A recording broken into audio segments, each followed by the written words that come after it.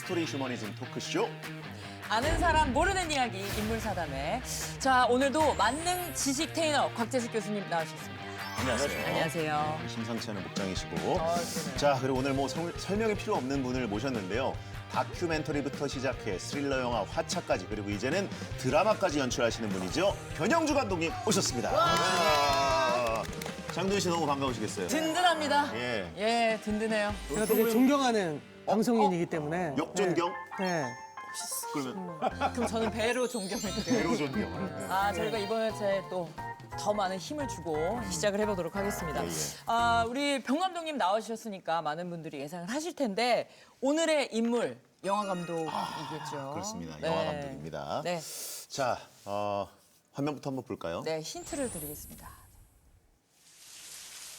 아유, 뭐 이 장면 모르는 분들이 없겠죠. 저는 저기 땡리버설 스튜디오 가서 저것도 봤습니다.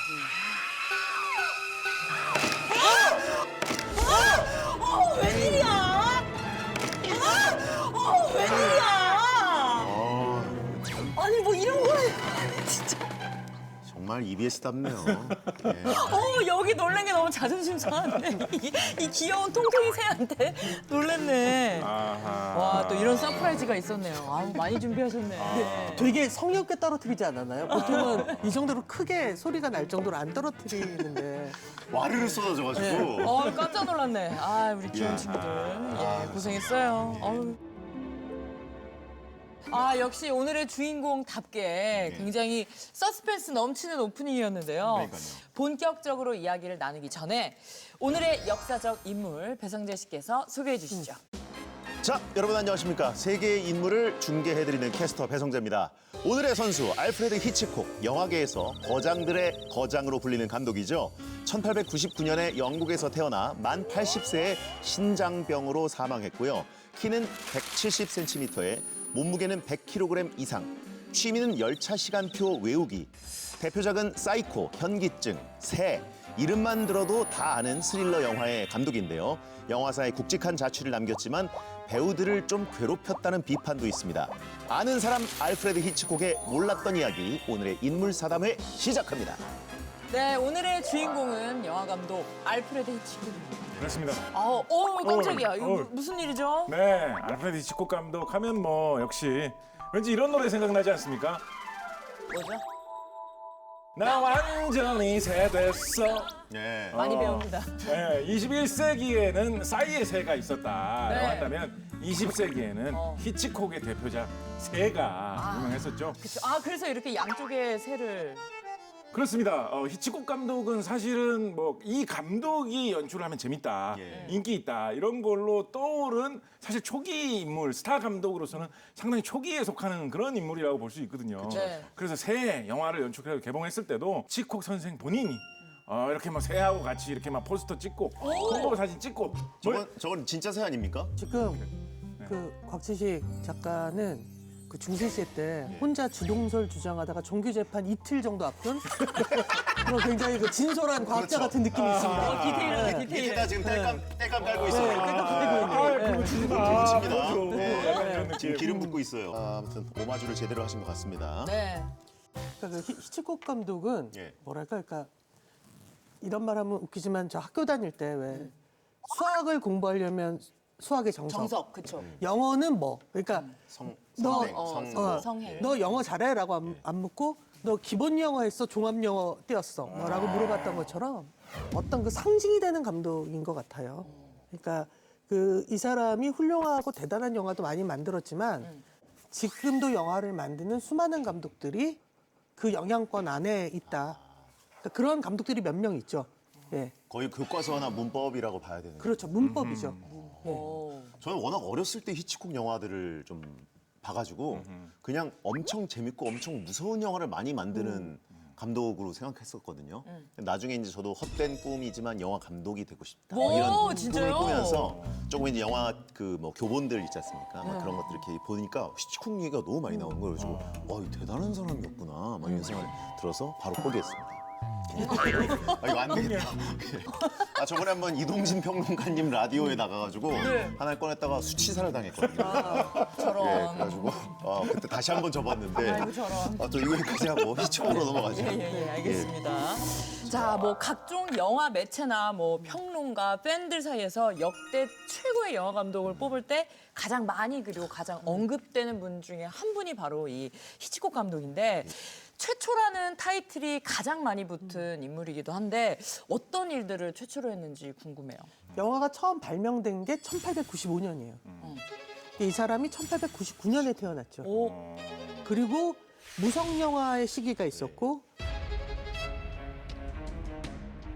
그다음 그것이 토키라고 그래서 유성 영화의 시기가 있고, 흑백이었던 것이 칼라가 되고, 이런 그 급격하게 영화는 과학 문명이니까, 영화는 순수 예술이라고 하기엔 과학 문명이니까 그 과학의 발전을 그대로 함께하면서 가져갔기 때문에 이를테면 최초일 수밖에 없죠. 이를테면 영국에서 최초로 유성 영화를 만든 것도 히치콕 감독. 바꿔 말하면 이 감독은 무성 영화 때부터 영화를 만들어서 1980년엔 컬러 영화까지를 만들었던 감독이니까 모든 걸 다 경험한. 그리고 히치콕은 또 유명한 게 그 카메오 출연 아닙니까? 자기 영화에 슬쩍 들어갔다 빠지는 거. 그렇죠. 예.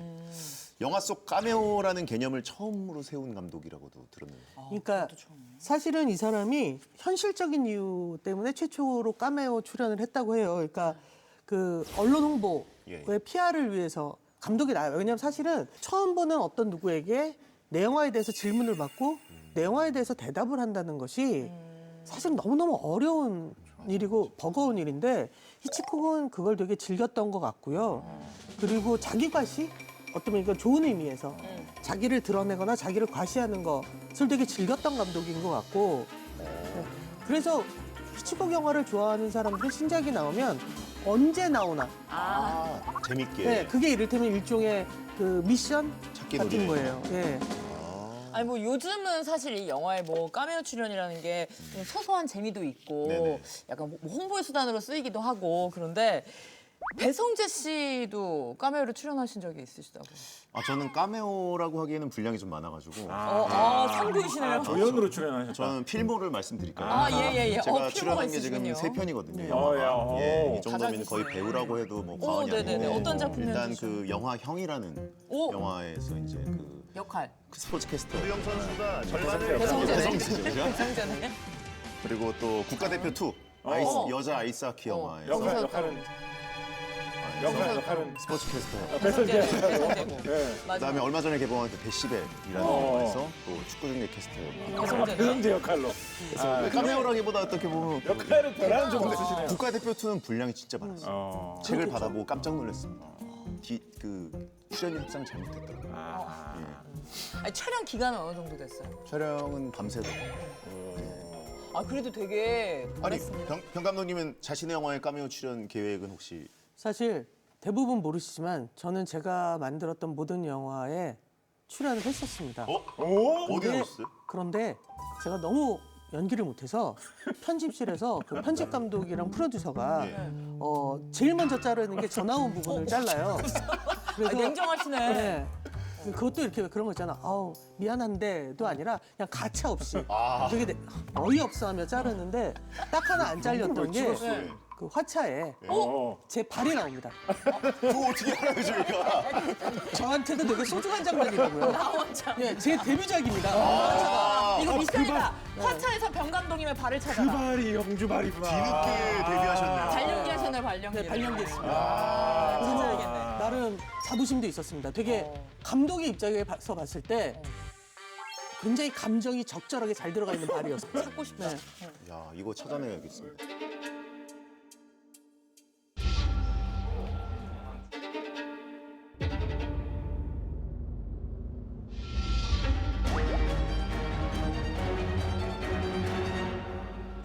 또 다른 재미로 화차를 다시 봐야겠네요. 아니, 아까도 뭐 최초의 타이틀이 많이 붙은 감독님이라고 했는데 최초로 시도한 영화 기법도 많다고 합니다. 근데 히치콕 영화를 지금 다시 봐도 우리에게는 좀 익숙한 네, 요소들이 참 많잖아요. 그러니까 그 연출법들이 다른 감독님들도 계속 이렇게 쓰고 있으니까 아무래도 그렇겠죠? 뭐 유명한 걸로 따지자면 뭐 스티븐 스필버그가 조스에서 히치콕의 촬영 기법을 따라했다. 마틴 스콜세지가 현기증의 시작 장면 오프닝하고 비슷한 오프닝을 자기 영화에도 사용했다. 뭐 워낙에 영향을 많이 미쳤기 때문에 뭐 한국 영화에서도 약간 이건 제목만 봐도 영향을 받지 않았느냐. 그런 사례를 한 몇 가지만 좀 소개를 해드리면 네네. 해외 특파원이라는 영화 있습니다. 예, 한국의 60년대 영화에는 동경 특파원이라는 영화가 있었죠. 예, 히치콕의 대표작 중에 다이얼 M을 돌려라라는 영화가 있습니다. 한국 영화로는 다이얼 112를 돌려라라는 영화가 있죠. 포스터 아닌가요? 네. 히치콕의 명작 중에서는 북북서로 진로를 돌려라라는 영화도 굉장히 유명하고 재밌는 영화죠. 한국 영화 중에는 남남서로 직행하라라는 영화가 나온 적이 있었습니다. 제목만 봐도 영향을 딱 받은 느낌이죠. 근데 우리나라는 이제 분단국가니까 북북서로 가기 어려워서. 어렵죠. 어쩔 수 없이. 남남서로 진로를 돌리는 것도 아니고 좀 직행하는 거니까 그렇게 많이 따라하지는 않았다라고 할 수는 있겠습니다만 아니, 아까도 잠깐 얘기했지만 흔히 우리가 히치콕을 얘기할 때 서스펜스의 대가다. 근데 서스펜스라고 하면 그 뭔가 막 무서운 사건 벌어지기 전에 약간 긴장하고 딱 요 정도라고 생각을 했는데 히치콕이 정의하는 서스펜스는 좀 다르다고 봅니다. 그 히치콕이 설명한 서스펜스가 되게 재밌어서 제가 이렇게 적어왔어요. 네. 뭐죠? 네 사람이 포커를 치러 방에 들어갑니다. 네. 갑자기 폭탄이 터져서 네 사람 모두 혼비백산의 상태가 됩니다. 이럴 경우 관객은 단지 놀랄 뿐이죠. 예. 그러나 나는 네 사람이 포커를 하러 들어가기 전에 먼저 다른 남자 한 명이 들어와서 포커판이 벌어지고 있는 탁자 밑에 폭탄을 장치하는 것을 보여줍니다. 그리고 네 사람이 의자에 앉아 포커를 하고 시한폭탄의 초침은 폭발 시간이 다 되어갑니다. 이런 상황에서는 똑같은 무의미한 대화도 관객의 주의를 끌 수 있죠. 이를테면 물 좀 줘볼래? 또는 뭐 카드가 한 장 떨어졌네? 그치, 맞아. 네. 이렇게 해서 볼 수도 있고. 관객은 지금 사소한 얘기를 할 때가 아니야. 조금 있으면 폭탄이 터질 거란 말이야. 라고 외치고 싶은 그런 심정이 되죠. 폭탄이 터지기 직전 게임이 끝나서 일어서려고 합니다. 그럴 때 한 사람이 말하죠. 우리 차 한잔 하고 갈까? 안돼 막 저거 이 순간 관객의 조바심은 폭발 직전이 됩니다. 이때 느끼는 감정이 바로 서스펜스라는 거죠. 라고 말을 해요. 또 이렇게 예시를 들어주시니까. 무슨 일이 벌어질지 모르는 상태보다 알고 있는 상태가 훨씬 더 그렇죠. 무서운 거죠. 그러니까 우리가 대부분 이런 그 공포 영화나 서스펜스가 있는 뭐 스릴러 영화를 볼 때 실패할 때가 뭐냐면 놀래키면 된다고 생각할 때가 많아요. 근데 사람들은 놀래키면 아이 깜짝아. 근데 그게 궁금함을 유발시켜주지 않으면 짜증이 나요. 아 왜 놀래키는 그래. 아무 이유 없이. 뭐 이렇게 되는 거죠. 제가 만약에 아까 이렇게 여기 스튜디오 들어오면서 저 위에 뭐 잠깐 달고 있는 걸 봤더라면 계속 하는 내내 뭐가 떨어질 텐데, 뭐가 그쵸, 떨어질 그쵸. 텐데 이러면 계속 서스펜스가 막 그쵸, 느껴졌을 오히려. 텐데. 네. 자, 서스펜스의 대가로 불리며 후대에 많은 영화에 영향을 준 알프레드 히치콕인데요. 그가 이토록 위대한 작품을 남길 수 있었던 이유는 무엇인지 지금부터 그의 삶의 궤적을 돌아보겠습니다. 히치콕이 어렸을 때 살았던 동네가 보니까 영국의 레이턴스톤이더라고요. 여기는 어떤 동네였을까요? 그러니까 이제 노동자들이 주로 사는. 그러니까 그 산업이 막 발전을 하니까 인구가 폭발하는 시점이었기 때문에 직장을 얻는 것도 어려웠던 시기예요. 그러니까 가난한 동네였던 거죠. 그래서 히치콕의 가족은 할아버지 때부터 청가상을 이곳 레이턴스톤에서 하고 있었대요. 그러니까 자그마하게 청가상을 하면서 별의별 길거리의 범죄들을 보고 끔찍하고 잔인한 장면들을 많이 보면서 얘기를 하겠죠. 아저씨들이 이제 신문 한 장 끼고 들어와서 이렇게 신문의 내용을 얘기해 줄 거 아니에요. 그러면 대부분이 이제 이런 그 사실은 가난한 마을이 동시에 먹고 사는 게 불가능하니까 우범지대가 될 수밖에 없으니까 그런 어떤 범죄라든가 이런 얘기를 매일 얘기해 주는 거죠. 오늘은 누가 어떻게 됐대? 누가 뭐 팔이 잘렸대? 뭐 이런 얘기를 하는 거예요. 그리고 바로 히치콕이 태어나기 10년 전, 11년 전 이곳에는 그야말로 전 세계를 놀라게 했던 유명한 연쇄살인범이 있었습니다. 너무나 익숙한 이름 바로 잭 더 리퍼.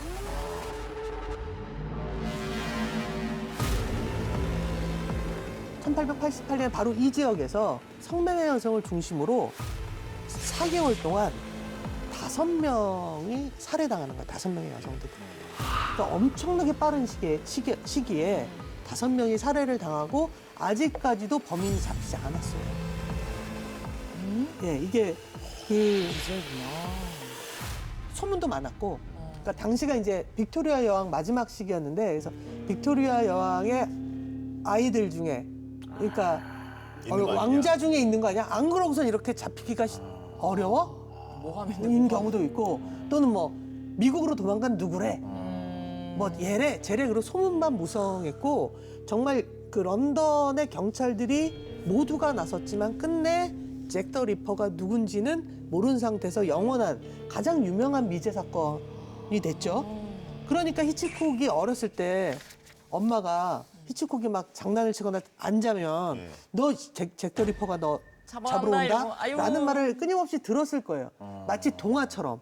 잔혹동화처럼 이 동네 아이들은 애들끼리 놀 때도 넌 누구 할 거야? 난 누구 경감을 할래? 그럼 내가 잭 더 리퍼야. 뭐 이러면서 놀았겠죠. 시대가 안 네, 보이구나. 그러니까 그 시대가 악몽인 거예요. 그래서 살던 동네 근처에서 벌어진 그럼 얼마나 사건이니까. 무서워. 너무 끔찍하지.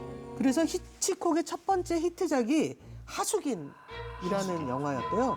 근데 그게 잭 더 리퍼가 저지른 범죄에서 착안해서 만들어낸 스릴러라고 합니다. 히치콕이 살인 뭐 무서운 이야기에 관심이 이렇게 많았습니다만 동시에 겁이 굉장히 많은 사람이기도 했었습니다. 예를 들어서 어릴 때 아버지가 뭐 경찰서 뭐 파출소에 가가지고 뭐 이렇게 좀 하고 와라 심부름을 시켜가지고 파출소에 갔는데 거기 있는 경찰이 야너 이렇게 하더니 갑자기 막 이상한 이유를 대면서 자기를 감옥에 가둬버리는 거예요. 10분 정도 갇혀 있었대요. 막 울고불고 했겠죠. 그러니까 이제 풀어주면서 나오는데 알고 보니까 히치콕이 너무 밖에서 놀다가 늦게 들어왔나 봐요. 그러니까 아버지가 그거에 벌을 주기 위해서 자기하고 친한 경찰한테 부탁을 해가지고 분위기였던 거. 그 아버지도 후로 시나리오 좀 짜시네요. 그 후로 알프레드 히치콕은 평생 동안 경찰 공포증, 경찰 혐오증 이런 거 네, 있었대요. 얼마나 무서웠겠어. 그래서 히치콕 영화에 보면 경찰이 무능하게 나오는 영화들 굉장히 많습니다. 경찰이 완전 헛다리만 짚고 있고 완전 착각해가지고 생사람만 괜히 잡는 그런 장면이 많이 나오는 게 히치콕의 이런 경찰 공포증, 경찰 혐오증 때문 아닌가 뭐 이런 이야기도 있고요. 네.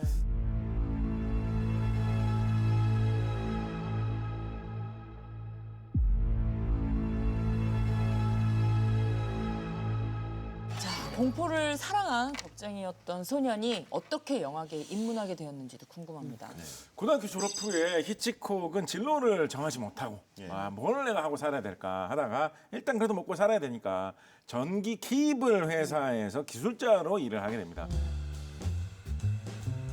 그러다가 광고 회사로 이직을 하게 됩니다. 아무래도 뭐 광고 회사에서 일을 하면서 야간 대학을 다니면서 미술도 좀 배우고 연극, 영화 이런 거에 점점 빠지게 되는데요. 점점 이 창작의 길로 네. 가나보다. 그러다가 20살쯤 되어가지고 무성 영화에 들어가는 무성 영화는 이제 소리가 대사가 사람 말소리가 안 들리잖아요. 네. 그러니까 자막이 중요하거든요. 그 자막 만드는 일을 하면서 처음으로 영화 경력을 시작하게 되었습니다. 우리 프로그램에 지금 자막 작업해 주시고 계신 분이 계시죠? 네. 선생님 넥스트 히치콕이 되실지도 모릅니다. 열심히 하시기 바랍니다. K 히치콕. 네. 그리고 자막으로 시작을 해가지고 그거 말고도 뭐 세트 만들 때 뭐 일하는 거, 시나리오 작업에서 뭐 일 돕는 거, 소품 구해오고 소품 만드는 거 이런 각종 영화 관련된 온갖 일에 모든 일을 다 잘해가지고 그래서 만능 일꾼으로 소문이 나가지고 밑바닥에서부터 점점 위로 올라가게 되었다고 합니다. 기반을 다져. 그러다가 이제 영화 감독 데뷔하고 네. 말씀해주신 그 잭 더 리퍼 범죄에서 착안한 영화 하수긴으로 데뷔를 해서 굉장한 성공을 거두고 영국 영화계에서 주목을 받는 영화 감독이 됐는데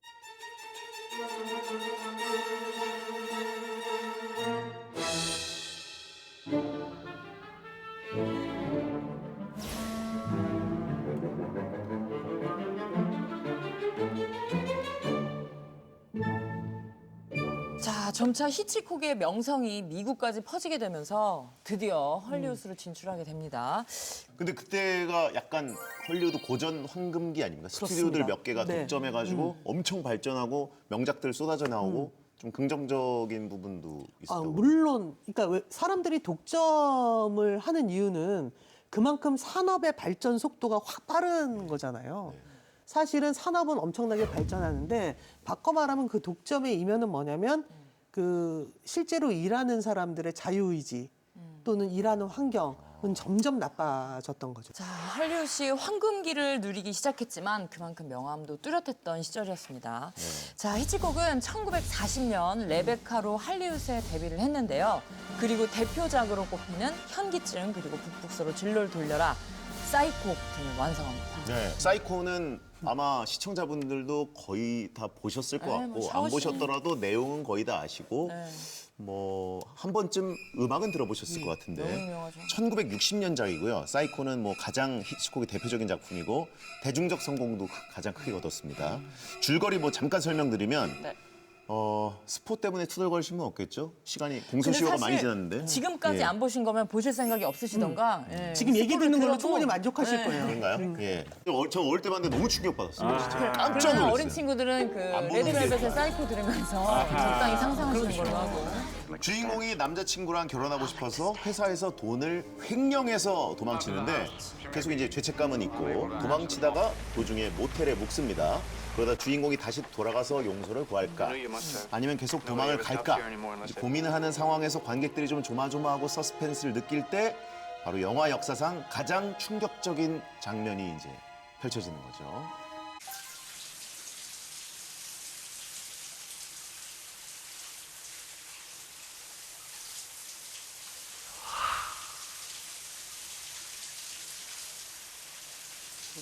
저기 샤워 커튼 뒤로 그림자가 온다 온다. 이미 불안하죠. 서스펜스 서스펜스. 음악 진짜 음악이.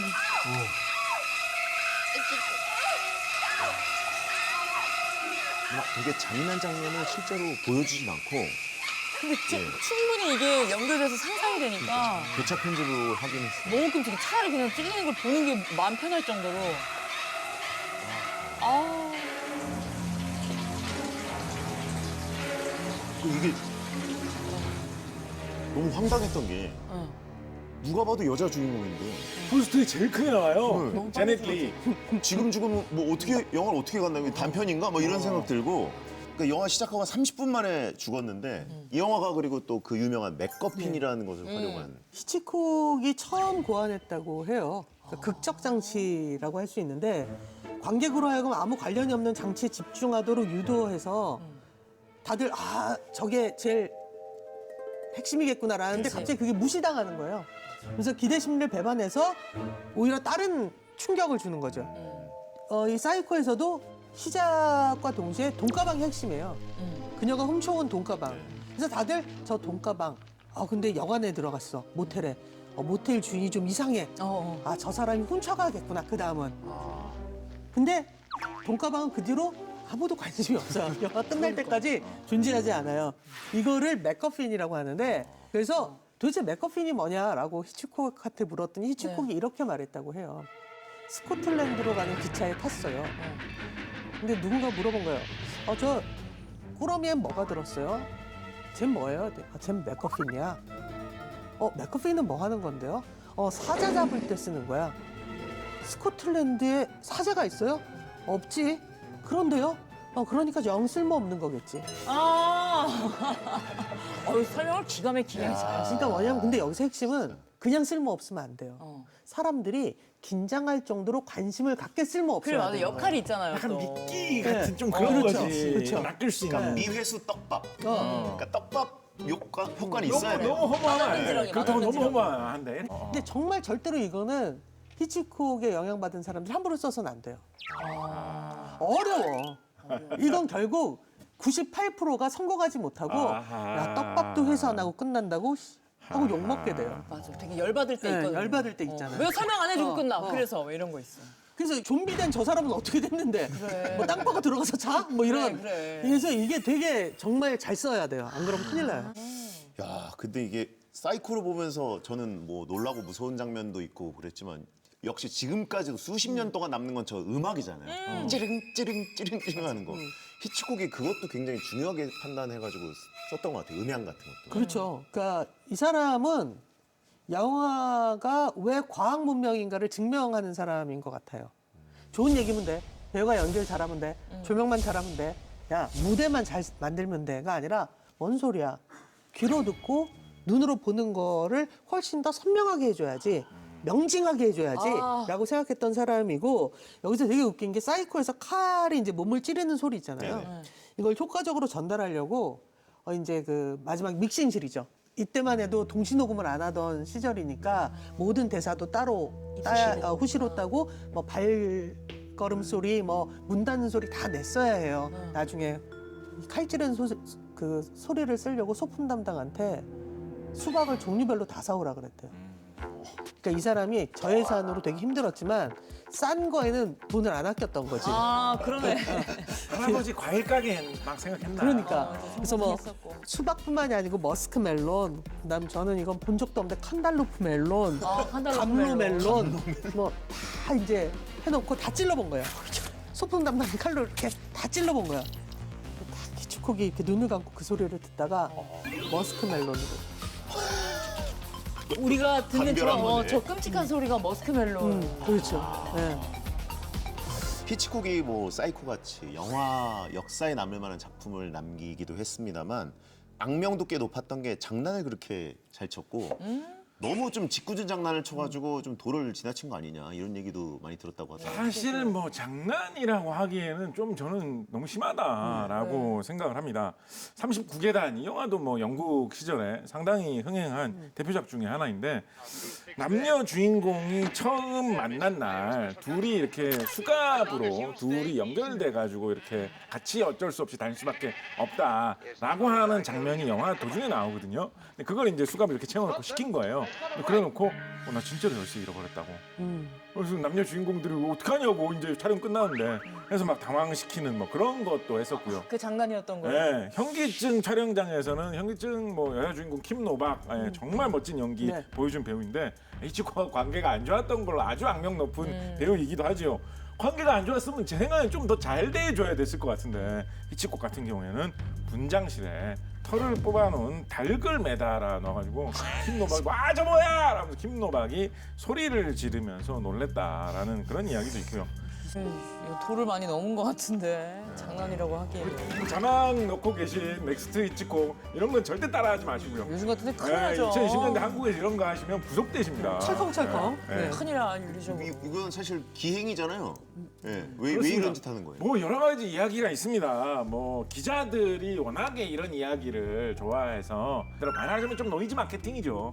이런 이야기를 좀 화제거리로 하기 위해서 이런 짓을 했다라는 뭐 그런 것도 있고요. 다들 좀 긴장하고 있을 때 이런 짓궂은 장난을 치면서 다 같이 좀 이렇게 분위기가 좀 누그러뜨리게 하기 위해서 뭐 그래서 그런 게 아니냐. 뭐 나중에 이야기입니다만 일종의 뭐 사과라고도 할 수 있을까 모르겠습니다만 히치콕은 장난을 쳐가지고 웃기려고 한 거지 누구를 괴롭히려는 의도는 없었다라고 말을 한 적은 있다고 합니다. 혼자 웃었을 것 같다는 생각이 드는데.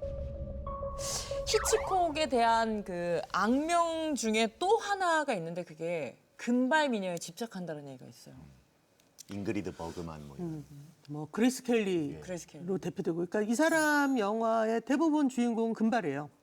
근데 그 금발 여성들은 단 한 번도 어린 시절부터 자기를 좋아해 준 적이 없다라는 어떤 컴플렉스 때문인지 아니면 사실은 그런 보편타당한 매력이라고 얘기하는 그 금발을 괴롭히는 순간 어떤 더 큰 서스펜스가 생긴다고 믿었는지는 모르겠습니다만 언제나 금발의 백인 여성 배우를 캐스팅을 해서 괴롭히거나 무참하게 죽게 하거나 이런 걸 해요. 근데 높은 데서 뛰어내리게 한다든가 목을 졸리는 걸 찍는다든가 뭐 그런 것까지는 뭐 영화의 완성도를 위해서 당시 환경에서 그럴 수 있다고 생각하는데 저는 이건 정말 납득이 안 되는 게 새를 찍을 때 그 새의 주인공인 그 티피 헤드런의 경우에는 사전에 얘기를 했을 때 인공새다, 만든 거다.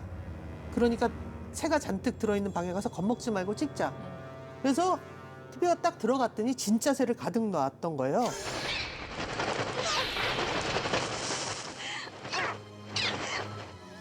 그래서 실제로 그녀가 새들 때문에 다쳤고요. 기절을 했고 병원에 일주일간 입원을 했대요. 오, 심각한데. 네.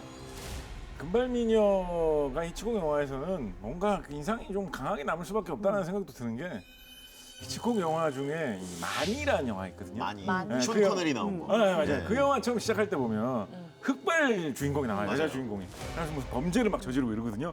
그래서 드디어 금발 여주인공이 아니고 흑발 여자 주인공이 나와가지고 범죄를 저지르는구나 하거든요. 근데 이 흑발 여자 주인공이 범죄를 저지른 다음에 이제 샤워실에 가서 머리를 감아. 그 머리 물든 게 이렇게 싹 빠지면서 염색한 거예요? 금발로 싹 이렇게 바뀌는 거야. 이번엔 아닐 줄 알았지? 매로 저렇게까지 할 일인가. 여보란 듯이 금발이 나오네. 네, 그런 생각도 해본 적이 있습니다. 아니, 히치콕 하면 존경하는 감독으로도 꼽히는데 근데 현장에서 뭐 장난도 너무 심하게 하고 뭐 말이 장난이지 거의 뭐 무슨 범죄 가까운 기이한 행동을 보였는데 아무리 잘 나가는 감독이고 뭐 실력이 출중해도 그 배우들 괴롭힌 건 좀 충분히 비난받을 당연히 비난받아 마땅하고 네. 그리고 제가 지금부터 드릴 말씀도 히치콕을 옹호하는 말은 아니에요. 히치콕이 그래도 된다고 믿었던 근거에 대해서 말씀을 드리면 네. 당시에는 배우들이 대부분 제작사에 종속이 돼 있었고 헐리우드는 배우들이 작품을 결정하는 것이 아니라 제작사에서 지정해주는 영화를 배우들이 하던 시절이에요. 그러니까 1년 내내 노동을 해야 되는 거죠. 그리고 잠을 못 자게 하려고 각성제 같은 마약을 먹이고.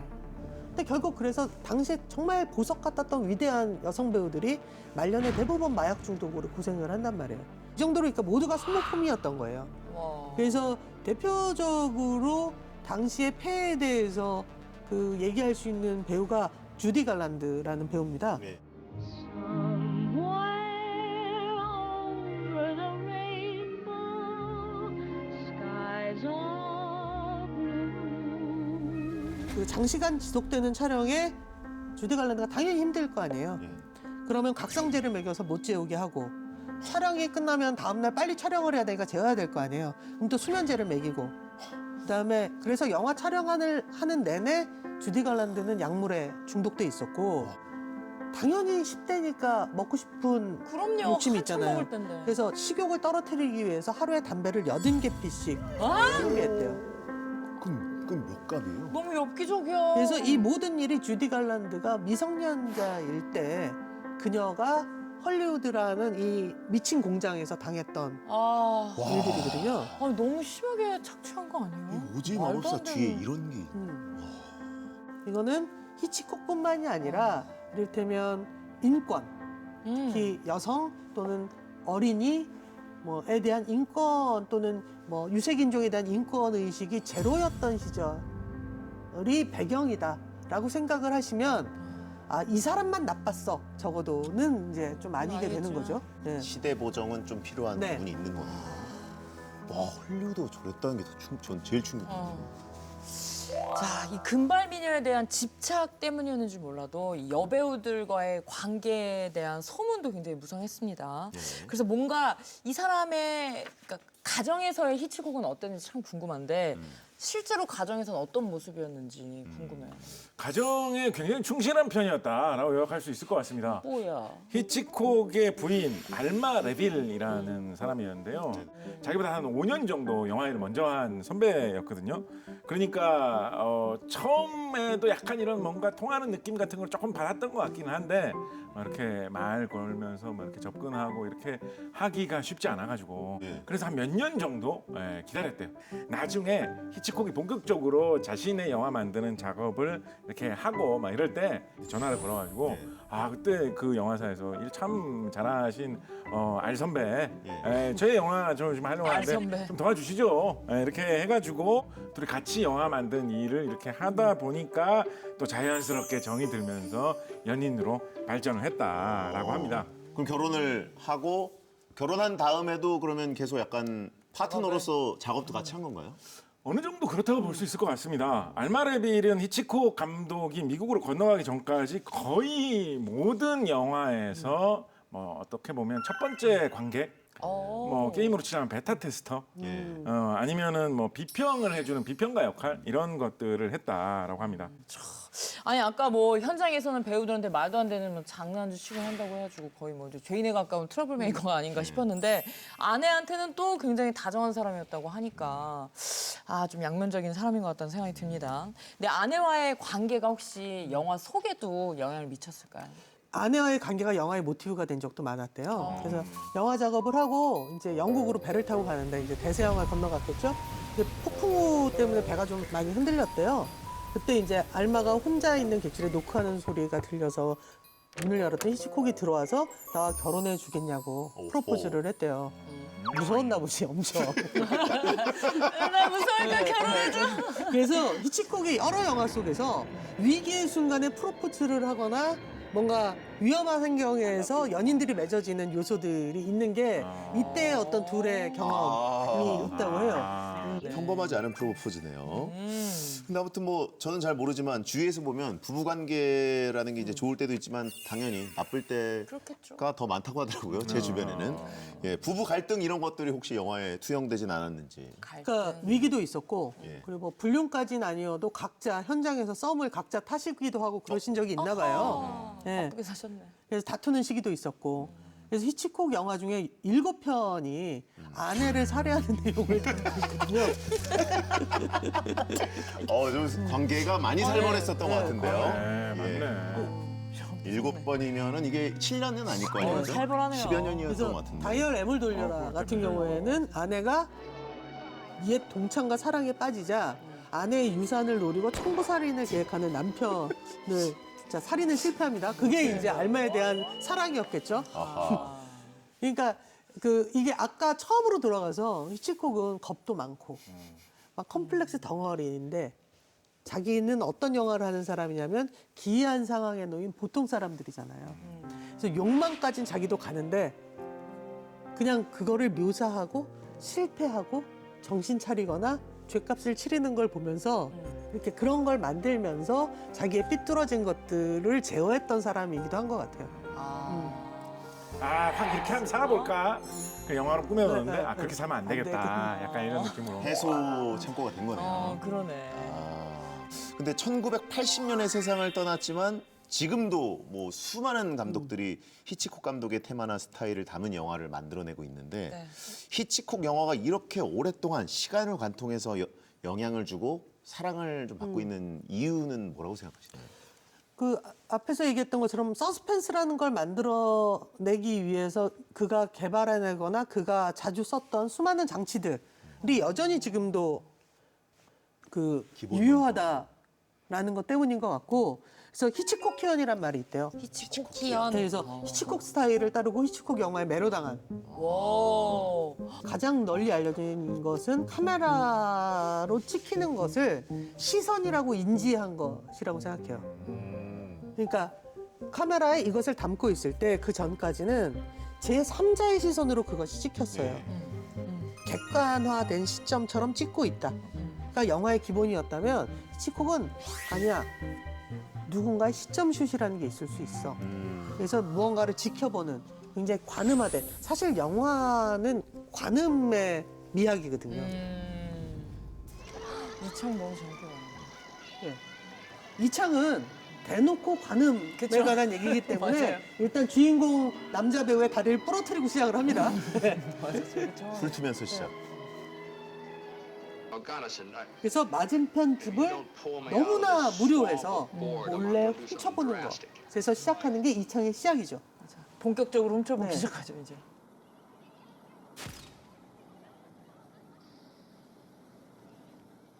그리고 현기증은 이제 의뢰를 받은 사리 탐정이 한 여성을 미행하다가 사랑에 빠지게 되고 그러면서 그녀와 얽힌 어떤 범죄 속에 빠져드는 거잖아요. 네. 그래서 미행하는 것 자체를 이 주인공의 시점처럼 계속 보여주면서 그녀를 이렇게 되게 주관적으로 바라보는 거죠.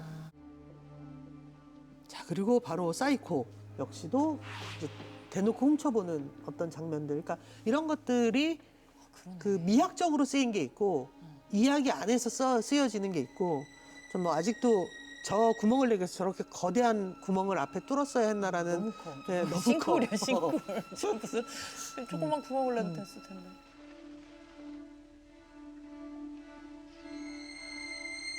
자, 히치콕 감독의 영화는 뭐 언제나 어떤 방식으로든 살아있을 때나 또 사후에나 다른 감독들에게 영감을 주는 영화를 만들었다라는 생각이 드는데요. 네.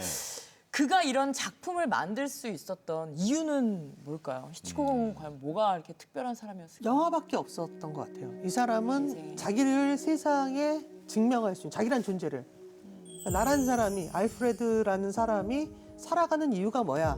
그러니까 100%가 영화였던 것 같아요. 스스로 뭐라고 얘기하냐면 컴플렉스가 많고 자기는 못생겼고 키도 작고 사춘기 시절부터 뚱뚱했고 전혀 매력이 없는 인간으로 느껴졌고 집안도 부자가 아니었고 그래서 20대 중반까지 데이트를 해본 적도 없고 사람들 사이에서도 소심하고 폐쇄적인 사람으로 통했대요. 그리고 당시의 영국이나 유럽의 영화는 어떻게 보면 새로운 미디어를 개발해낸 것을 충족시키고 싶어하는 좀 유산 계급의 예술가들의 실험 장소였거든요. 돈이 좀 있는 네, 사람들의.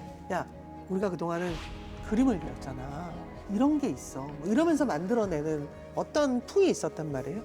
근데 갑자기 전기 노동자가 와서 감독을 한 거예요.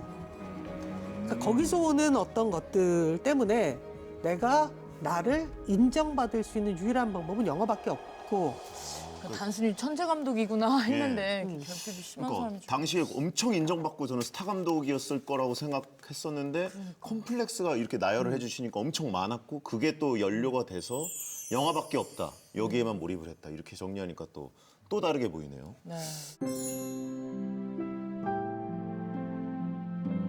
지금은 영화의 시대가 저물고 있잖아요. 네네. 그러니까 더 이상 영화가 한 미디어가 아니라 쿨 미디어 같은 느낌이 되어버린 그 OTT 콘텐츠가 쏟아지면서 더 이상 불특정한 사람들이 우르르 극장에서 동시간에 똑같은 경험을 하고 전혀 다른 감정을 갖고 나오는 그런 것이 더 이상은 그 즐거운 것이 아닌 사람들도 있는 시절이 되어서 감독님 왜좀 슬픈 네. 표정으로 말씀하세요? 감독님도 드라마 지금 하고 계시잖아요. 가야죠 다시. 그래서 히치콕의 시대는 사람들이 만나서 너 어제 그 영화 봤어? 너 사이코 봤어? 너 부북서 봤어? 라는 질문이 너 어제 뭐 먹었어? 라는 질문과 같았던 시절. 그러니까 어쩌면 다시는 돌아오지 않을 수도 있는 그런 시절이기 때문에 다들 그 시대를 그리워하고 추억하기 때문에 그 시대를 만들어낸 사람에 대한 존경심이 더 큰 것은 아닐까.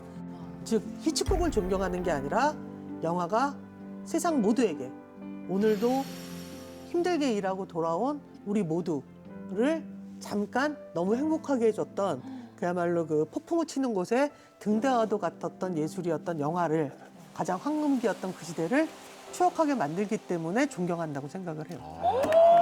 울 뻔했어요. 병 감독님도 등대 좀 만들어 주세요. 됐어요, 왜 나한테 그래요. 봉준호가 할 거예요. 왜 그걸 나한테 시켜. 아니 봉준호는 좀 큰 등대 지으시면 뭐또 개성 있는 됐어, 등대. 박찬욱이 하겠지.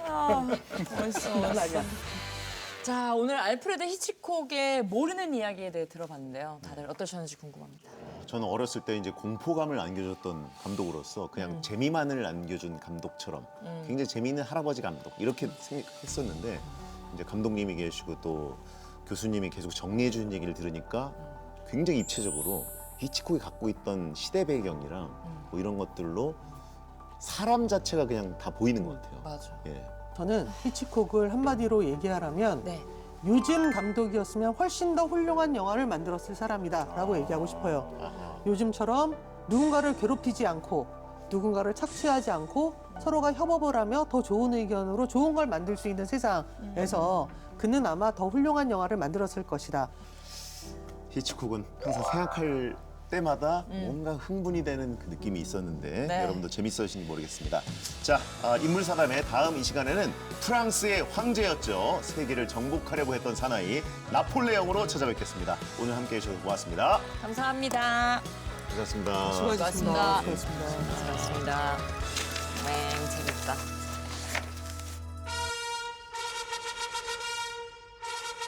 승률이 진짜 어마어마한 명장 중의 명장인 거죠.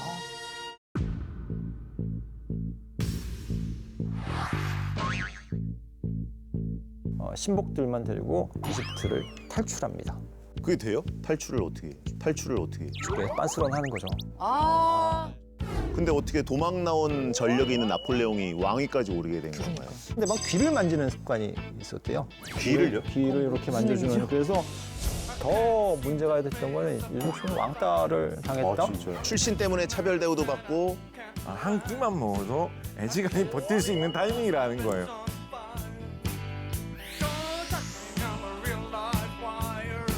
소리가 진짜